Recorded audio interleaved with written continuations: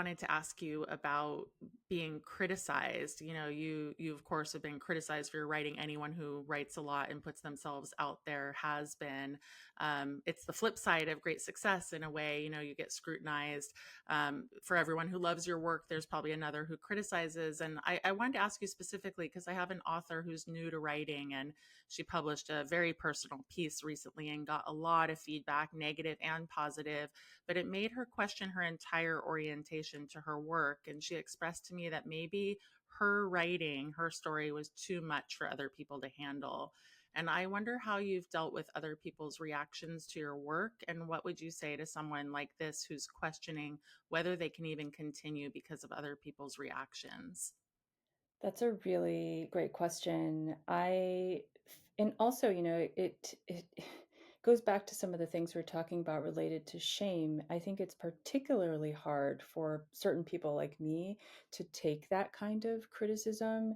I mean, you're bearing your soul. You're basically standing out there naked or like a little duck in the middle of a pond, and everyone's has their bow and arrows out and rocks and things, and they're ready to toss them at you, and it can be really jarring. It's hard to know. The other thing is hard to know what people are going to say or how they're going to react. And you can have hundreds of people say good things and one person say one bad thing, and that's that one bad thing that you just can't get out of your head. I have been criticized plenty, but if I do my math, it's been way less than the amount of people that have said really, really, really nice things about my work. And at the end of the day, at this age, given how much criticism that I've had in my life, and thinking about all the praise that I've had in my life, I feel like at the end of the day, you have to write what you want to write the way you want to write it. And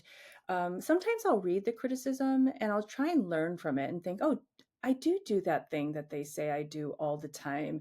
And then you have to ask yourself, oh, well, thank you for pointing it out, but is this something that I would like to change, sort of in terms of my way of writing, or the things I think about, or the way I think about things? Sometimes you can't, because it literally is you. And if you've done a good job writing, you like, your writing sort of represents your personality. I always say the writing is you, and I see that with my friends all the time. I'm like, oh, that sounds just like them.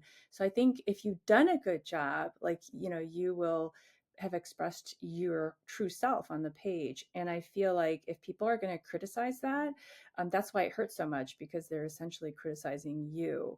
But that's when the courage has to come in. Like, you have to have a lot of conviction, because the sheep are always going to be going in that direction, which is a slightly different answer to your question. And if you feel like you have to go in that direction, you have to go in that direction.